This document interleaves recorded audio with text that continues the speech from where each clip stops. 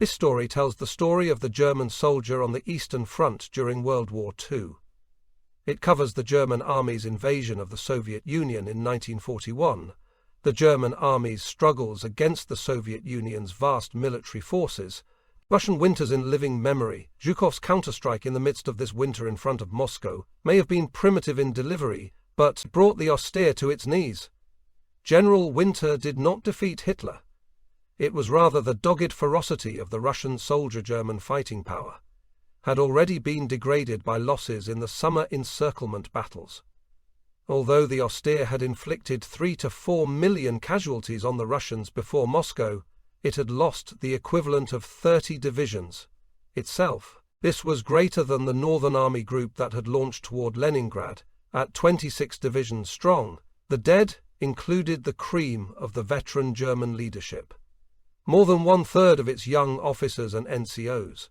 These men were the core of German Alfred's tactic or mission control expertise, able to operate fluidly and with great initiative.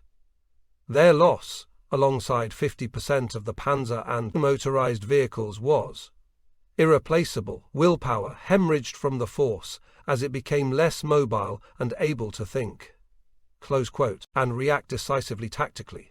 In essence, the German army in the East victored itself to death. Hitler took over in the midst of the 1941 winter crisis, and his hold in place and order ushered in a period of inflexible and dogmatic leadership. Lucas's writing about German army viewpoints of the Red Army, garnered through bitter experience, attracted the attention of NATO observers seeking to assess the Soviet army during the Cold War years in Europe. The stoicism of Red Army soldiers was juxtaposed against the poor leadership and lack of initiative displayed by its officers. The innate cunning and excellent individual field craft of Russian soldiers was recognized. Wild human wave attacks, and now reports from cities of enraging ruthless tanks and cannon on its bound routes, seemingly inhuman powers of resistance, could suddenly result in illogical herd mentality instances of mass surrender. The Red Army soldier was an enigma. Lessons were drawn by the modern NATO armies for combating mass Soviet tanks at close quarters. Interest was also shown in the German army's response to dealing with the practical problems of winter warfare in sub-zero conditions. Wehrmacht training publications were translated and incorporated into NATO winter survival handbooks. Lucas describes the sheer immensity and intensity of the titanic battles on the Russian front. Huge encirclement battles at Kiev and Vastness netted 665 and 665 VATs in a significantly short space, 41 minutes, 90 seconds, and 16:44. 0 Russian prisoners respectively, as well as hundreds of tanks and thousands of guns. The Russians were to learn and apply these lessons and turn them against their teachers. Defeat for the austere came after the encirclement of a complete army group in Group Center in the summer of 1944. This broke the back of the German army in the East and was the precursor to the Soviet attack on Berlin by April 1945. Lucas has vividly presented the listener with the simple German soldier's view of these epic events by narrating a series of small unit actions set amid the titanic battles on the Eastern Front. Robert Kershaw, 2014, Introduction and Acknowledgements. The imposing vastness of the space in which our troops are now assembling cannot fail to strike a deep impression. The Chief of the General Staff, June 1941, at 3:30 hours on the dawn of Sunday the 22nd of June 1941, 7 German infantry armies, their advance spearheaded by 4 panzer groups, attacked the Soviet Union and opened thereby the greatest struggle in the history of military operations. A commander, when planning a campaign, must have always in mind certain factors which will determine its successful outcome. Chief among these are the limitations of time and space, the strength of his own army as well as that of the enemy, and the considerations of terrain and climate. The war, which the German army undertook against the Soviet Union, was the struggle of titans. A war of superlatives, both for the area it covered and for the numbers involved. The frontier, at the opening of hostilities, was nearly 1,600 kilometers long, excluding the 100-kilometer-long border between Finland and Russia. Then, as the German army moved eastwards, entered Russia proper, the front expanded like a fan, so that the battle line eventually reached from northern Finland to the Caucasus, a distance of nearly 300 kilometers. The depth of the fighting area was 960 kilometers. Within these vast areas of longitude and latitude, there marched and maneuvered the German army on its way, or so it thought, to a new, short, and victorious war. 3 million German soldiers, 600,000 vehicles, 3,580 panzers and 784 guns, covered by a Luftwaffe umbrella of 1830 aircraft, rolled across the frontier. In the first offensives, propaganda had led the world to believe that the German army was a vast mechanized or motorized force. But this belief was false. Pulling the guns and the carts of the supply columns, or working as pack animals, was nearly 750,000 horses, more than had entered the Kaiser's War in 1914. The imposing half-tracked troop carriers were few in number, and the German infantry foot-marched vast distances, often covering 70 kilometers per day, for periods of several weeks together. The army, which contested the German invasion, was the Red Army of workers and peasants, an unknown factor. An army which Hitler had dismissed as being a clay colossus without a head. It was known to be mighty in numbers, with a huge field force backed by a vast reservoir of reservists. It was thought to be poorly commanded and badly armed, but unknown to the RKW, Oberkommando der Wehrmacht Supreme Command of the German Armed Forces planners, was the fact that the Russian host was equipped with some weapons, particularly tanks, which were qualitatively superior to those on issue to their own divisions. These shocks were yet become the country into which the armies were advancing was a vast landmass made up of every type of terrain, from the pine-forested emptiness of northern Finland. The line ran through the wide expanses of Russia's western border zone. Much of that region was covered by almost impenetrable swamps, the greatest of which extended for a distance equivalent to that between London and Carlisle south of this, and crossing the wide and monotonous steppes of the Ukraine, the land changed and was succeeded in the extreme southern part of the battlefront by the subtropical climate and terrain of Georgia. The Caucasus, across whole regions of the line from Finland to the Caucasus, were great forests of such density that they were almost jungle. The presence of the natural obstacles of mountain, desert, marsh and jungle forced the German armies into predictable routes of advance, and it was to break through these passages, defended by the Red Army, that many of the bloodiest battles were fought. The appreciation of terrain, which von Greifenberg, at one time Chief of Staff of the 12th Army, wrote, can be applied to regions other than the one about which he was reporting east of the Buksan line, in Poland. He wrote, "Terrain conditions and the shortage of roads restrict movement. The rivers often overflow and cause widespread flooding. This disadvantage becomes more pronounced to the farther east one penetrates, particularly in the marshy, heavily forested regions of the Pripyat marshes and the Beresina River. The terrain was usually bad, the river obstacles were wide, the roads few in number and poor in construction, and the main railway lines could be counted on the fingers of one hand. The German army, which was armed for and had prepared for a short and tactical war, was expected to use the equipment designed for operations in Western Europe in all the types of terrain which were contained. Within the Soviet Union, 3 of the 4 military considerations had been considered.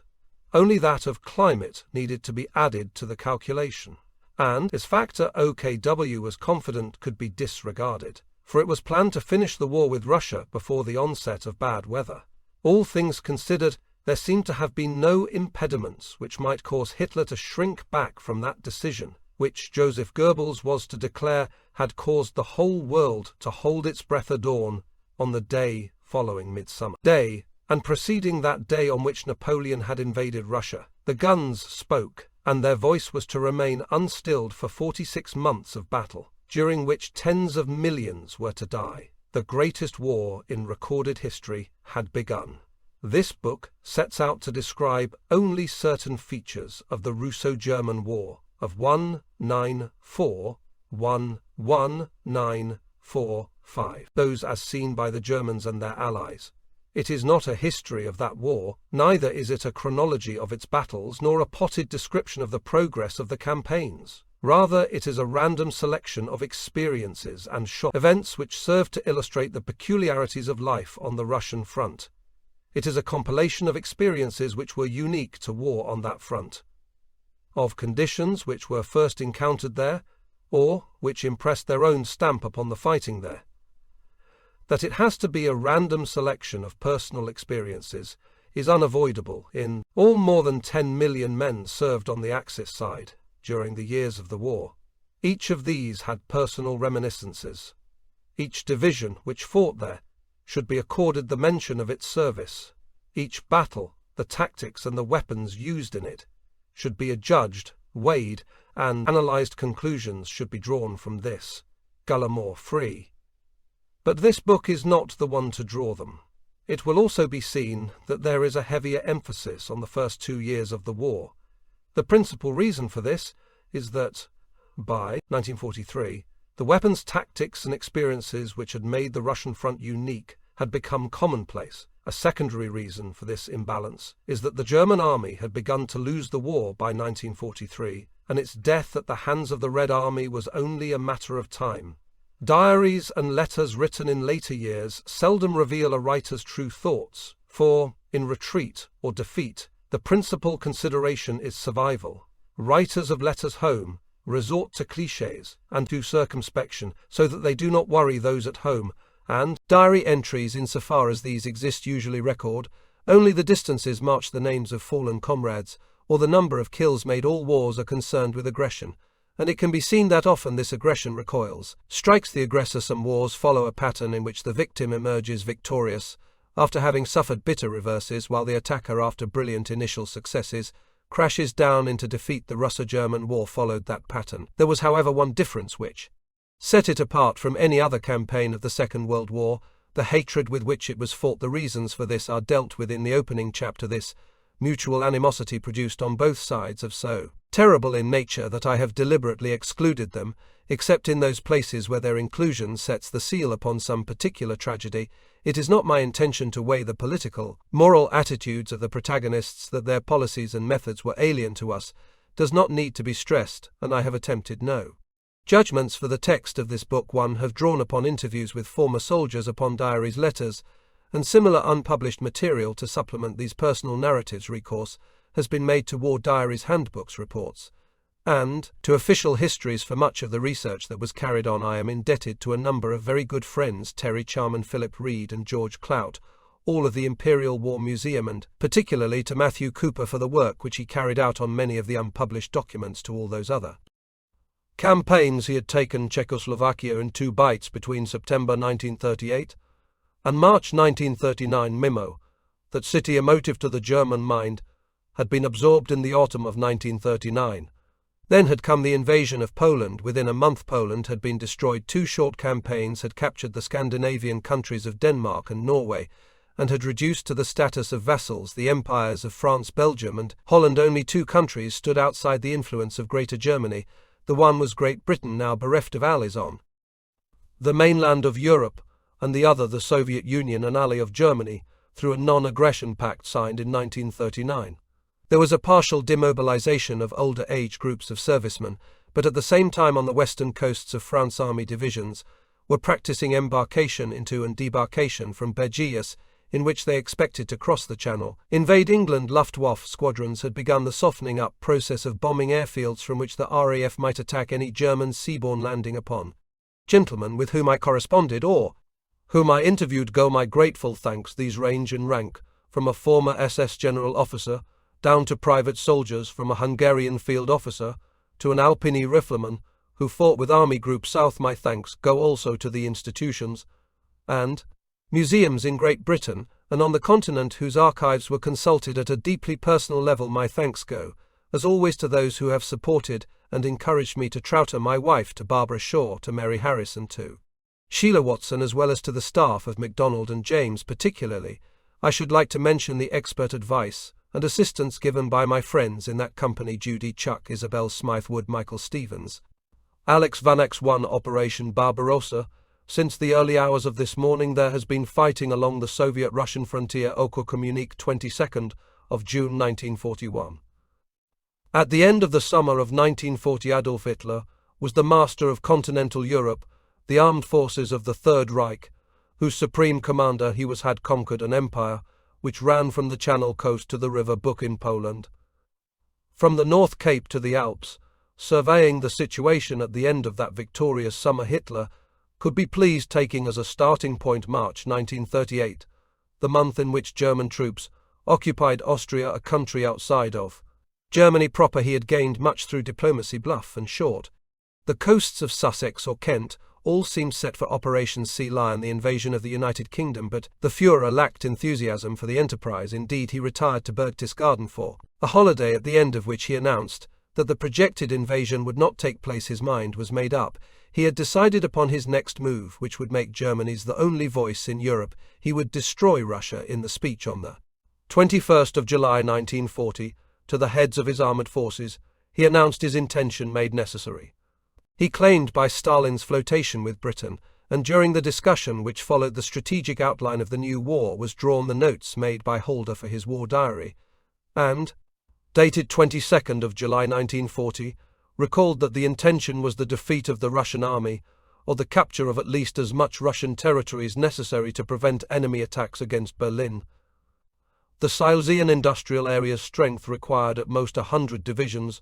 This last sentence is significant, for such was the confidence of the German million square miles of Russia, whereas the area of Western Europe, in which victory had been gained in 1940, with slightly fewer divisions, had been approximately 500,000 square miles by any standards. The plans of Oberkommando des Heeres Army High Command were optimistic, but a reason lay behind the enthusiasm with which they began planning it was not that they were keen to attack the Soviet Union. The generals all realized the menace to Germany, which that nation represented, but there were considerations of grand strategy which suggested to the Army Command that there were more urgent priorities than the attack upon Russia. As they saw it, there was a far greater need to reduce Great Britain, her empire. The defeat of the Italian army in North Africa by the British army under Wavell convinced oath that necessary, though a war against Russia might one day be the first priority, had to be to destroy Britain. The principal reason for the Army's keen acceptance of the Führer's directive for a new war lay in the desire of the General Staff to make Hitler realize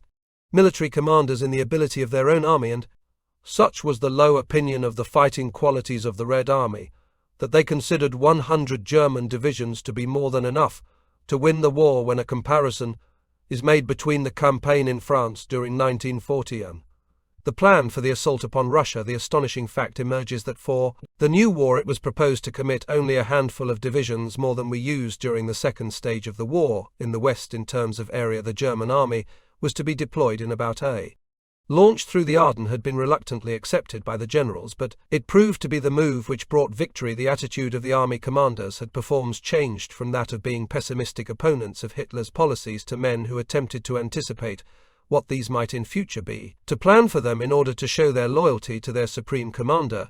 It was with this attitude in mind that von Borage, commander-in-chief of the German army, had ordered his chief of staff to prepare a plan for the invasion. That he needed their professional skills in the past, the attitude of the generals vis Hitler had fluctuated between unenthusiastic acceptance of his orders, hostility to them. They had opposed almost all of his pre-war political adventures, but these had won the Rhineland, Austria, the Dedenland, and Czechoslovakia. With the outbreak of the war, the Führer had taken an increasingly more dominant role in the making of military decisions, his plan for the main effort of the attack upon Western Europe to be of Russia, in order that Oak would not be unprepared. Thus, when Hitler announced his intention of turning eastwards, the Army General Staff could tell the Führer with pride they had already undertaken active planning as a result of the information which had already been gained. From that planning, the army commanders were able to convince Hitler that his original intention to open the new operation in the autumn of 1940 was impossible to realize. This was thereupon postponed to the spring of 1941. The new campaign was predicated upon the ability of the German army to destroy the Red Army west of the Dnieper River if the Russian army did not give battle but withdrew into the vastness of the Soviet Union, then the Germans would be sucked into a long drawn-out war for which they did not have the resources. The writer H.P. Taylor underlined the last point when he wrote, while his potential opponents, the other great powers, were rearming for a great war, in depth Hitler rearmed Germany, in breadth everything for the front line, and no reserves for a second campaign. With the benefit of hindsight, we can encapsulate not only the situation which confronted Germany's military planners, but also the way in which it developed their armies weaker in strength than those of their opponents were expected to destroy the enemy in so short a time that the problems of winter warfare could be avoided. The greatest terrain problem of Western Russia, the Pripyat Marsh, ignored. As it happened, the Red Army was not destroyed west of the Inby Petru, a host equal to the number of divisions which Ok had estimated to constitute the Soviet field force had been killed or captured by the end of autumn. But always there were more Russian divisions to contest the German advance. Such was the nature of that opposition put up by the Red Army, and such was the effect of terrain upon the speed of the drive, that the war did drag on, producing in the first winter a defeat for the Germans, despair among the soldiers, and a growing belief that victory was not possible. The factor of the Pripyat Marsh, its influence upon the course of operations and its subsequent use as a base for partisan operations, was to prove an ulcer in the German body. We have been able to encapsulate the problems. Their development we can in like fashion summarize the principal faults of which the German command were guilty for the war against Russia. The General Staff had overestimated their own army's potential. They had underestimated that of the Red Army and Soviet ability to lead and to equip that army. They had ignored the factor of terrain and had left unconsidered that of climate. The sum of these faults was a plan for disaster, and the war did end disastrously for Germany. What is surprising is that the German war machine won important strategic victories right up to the middle of 1943, a great number of tactical ones thereafter. Such was the measure of its capabilities. The active planning for the new war was based upon plans drawn up by various senior officers. Mark's Chief of Staff of the 18th Army envisaged a two-phase campaign. In the first stage, the Red Army would be two-phase campaign. In the first stage, the Red Army would be encircled and destroyed close to the frontier. During the second, the German army would then go on to occupy the valuable industrial areas of western Russia, and, at the end of the campaign, would have reached a general line running from Archangel to Rostov. The two groups of forces needed to carry out Marx's plan would at first be separated by the obstacle of the Pripyat Marsh, but would then combine on its eastern edge to carry the all-out assault towards Moscow, while a small holding group detached from the main body prevented the Red Army from attacking the Romanian oil fields, which were vital to the German economy. In a revision of his plan, Marx advanced the logical but, as it turned out, completely inaccurate premise: the Russians cannot avoid a decision as they did in 1812. Modern armed forces of 100 divisions cannot abandon their sources of supply. It is anticipated that the Russian army will stand to do battle in a defensive position protecting Great Russia and the eastern Ukraine. Commander notwithstanding, the final plan for Operation Barbarossa was as follows: Army Group North would attack from East Prussia in the general direction of Leningrad. Army Group Center would advance from Poland to force a breakthrough towards Smolin. These two groups would then join to destroy the enemy formations in the Baltic area. Meanwhile, Army Group South would move from southern Poland and through Kiev to the Great Bend of the Lower Dnieper. There then followed a vague statement that once the northern objectives had been attained, freedom of movement for further tasks was assured. This implied a cooperation with Army Group South, presumably to assist that Army Group to complete its tasks thereafter. There would come the advance towards Moscow. The German dispositions: Army Group North, commanded by von Ley, had two armies on its establishment: Busch's 16th with 8 divisions, and the 18th Army under Klahr with 7 to lead these infantry forces. There was a Panzer Group Hooper's 4th, made up of 3 Panzer, 3 motorized and 2 infantry, presented to Hitler by the Commander-in-Chief of the Army and his Chief of Staff on the 5th of December 1940, produced the response from Hitler that Mozo was of no great importance. This was a complete reversal of the principle upon which the Army's plan was based. The first directive stated the main weight will be delivered in the northern area. The more southerly of the two army groups of this northern grouping will have the task of advancing and routing the enemy forces in White Russia, and will help to destroy the war diary. The capture of Leningrad and the Don Basin beyond Kov would depend upon the progress of the general offensive against Moscow. Plans drawn up by chiefs of staff of each of the 3 army groups foresaw the importance of Moscow as the target too agreed on its importance. As the prime target, von Zodan-Saint, however, doubted the ability of the German army to bring the Red Army to battle west of the Dnieper and proposed lightning advances upon Moscow, Leningrad and Kiev with the aim of crippling the Soviet leadership. The plan. Enemy forces operating in the Baltic area only after the fulfillment of this essential task, including the occupation of Leningrad, will the attack be continued with the intention of occupying Moscow. By March 1941 there were fears at on whether the German forces were sufficient in number in view of Hitler's reluctance to use troops of nations allied to Germany. The southern thrust had to be weakened, and the Führer also claimed the Pret marshes presented no serious obstacle to a linear advance. The arguments of his senior Marx was not to know that the Soviets had developed other sources of supply than those in Western Russia, and that a relocation of Soviet heavy industry was underway which would place the factories east of the Ural Mountains. Those two facts negated the whole premise of the Marx plan that put forward by von Paulus, Deputy Chief of General Staff, amended parts of the Marx plan and proposed that there should be not two but three army groups, each with a specific objective. He too made Moscow the prime target, and according to Howell's divisions there were 6 other divisions, 3 infantry and 3 security and Army Group Reserve, and 2 more infantry divisions in the OK Reserve held behind Army Groups front. The strongest of the Army Groups was that of the centre under von Bach. The 4th Army von Kruger had 14 divisions, while that of Strauss 9th Army had 9. With this army group there were 2 panzer groups, Gary and 2nd with 15 divisions, 5 panzer, 3 motorized cavalry and 6 infantry, and Hoster with 11 divisions including 4 whole Italian army, together with a number of smaller contingents from other European nations.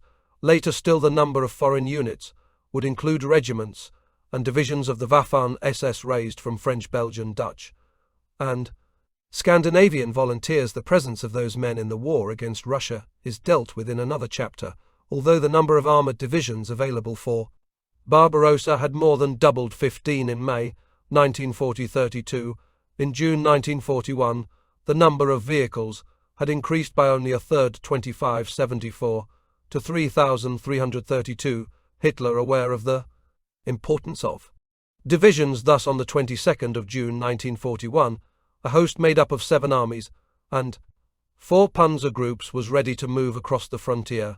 The whole force consisted of 134 divisions, of which 17 were Panzer, 13 armoured infantry, the only cavalry division in the German army, 4 mountain divisions and 9 security. The remainder were infantry. To this purely German force must be added the armies of her allies, of which there were 14 Romanian, 21 Finnish divisions. Later these would be joined by Hungarian forces, a Spanish division, a Panzer and 3 motorized army group. Center had 1 infantry division in reserve and a further 6 in OK Reserve. Von Rad's army group south disposed 3 armies. The 17th under Stupnagel had 13 divisions.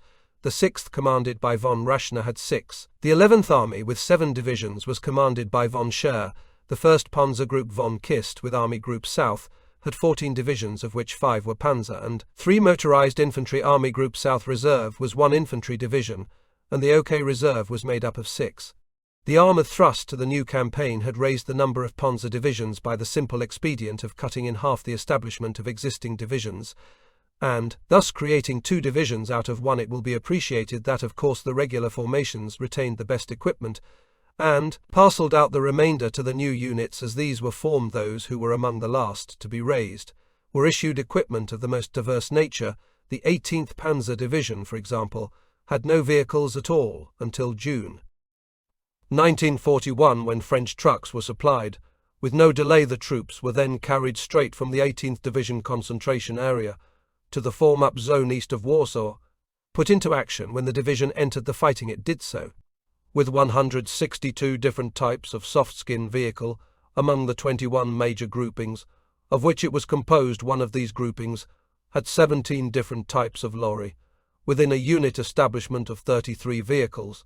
The artillery regiment had 445 vehicles on establishment, and there were 69 different types of lorry. The problem of spares for these many and often unusual different types of machine can best be imagined. There was, however, one vehicle which was not included on the war establishment, and which was yet to be found in every unit. This was the Russian cart, a horse-drawn wagon, robustly constructed, light, and extremely mobile. On transport officer was to remark bitterly the Parkart was the only standardized transport we had, and that was not even official issue. 3 million German soldiers went into Operation Barbarossa, supported by more than 7,000 artillery pieces and, with their advances led by 3,332 tanks, when this mighty force moved forward on the dawn of the 22nd of June 1941, a turning point was reached in the Second World War. Britain, which for a whole year had stood alone and unconquered against Hitler, once more had an ally, and the spectre of a two-front war arose again to haunt the German General Staff. All that they had feared was coming true: the Red Army's dispositions, the Soviets, conscious of the threat imposed by the growing power of Hitler's Germany, had deployed the Red Army in 4 special military districts along the common frontier, in the belief that Germany's aim would be to seize economic prizes, and in particular the oil, wheat of southern Russia. The Red Army's High Command had concentrated the greatest number of its armies in the districts which covered the Ukraine. The Soviet line of battle, starting in the south and working northwards, had at its most southerly point the Odessa Special Military District, with 9th Army under command. This army controlled 12 infantry and 2 armoured divisions, which were deployed in the area between the rivers Prout and Nistar, covering a front which ran from the Black Sea along the whole length of Malavia. The next special military district was that of Kiev, and this disposed 4 main armies. These were running from south to north: 26th, 6th, and 5th. Behind those frontline armies a new one had been raised, 28th, whose task it would be to act as a deep reserve. The Kiev district had 40 infantry and 16 armoured divisions in its command, excluding the divisions of the newly formed 28th Army, and the line which the district held stood along the Carpathian Mountains, and continued northwards, conforming to the line of the lower book of the 4 districts. The next, the western, was in the most exposed position, for it projected strongly into Poland, as it followed the River B, which formed the frontier between Germany and Dan Russia. One of the western district's armies, the 10th, grouped around Bisto, was outflanked both to the north and south by 2 German Panzer groups, the Kiev frontier, and extending northwards to touch the Baltic Sea and the area of the Republic of Lvivia. Thus 10 Russian armies were in the line, with a further 3 in reserve, a force of 98 infantry or motorized divisions, and 34 armoured divisions was in the field, together with a number of cavalry and other divisions. The German appreciation of Russian strength was based on summaries completed during 1938 and 1940, and therefore grossly underestimated the forces which the Soviets could produce. The frustration which was felt: 3 armies in the line, 4th, 10th, and 3rd, with the newly raised 13th Army, in reserve of the 36 divisions under command, excluding those of 13th Army. 26 were infantry, 10 armoured. The most northerly of the 4 special military districts facing the German army was the Baltic, with 11th and 8th Armies under command. Like the Kiev and Western District, the Baltic had a newly formed army, the 27th, in reserve. In the Baltic District there were 20 infantry and 6 armoured divisions disposed along the East Prussian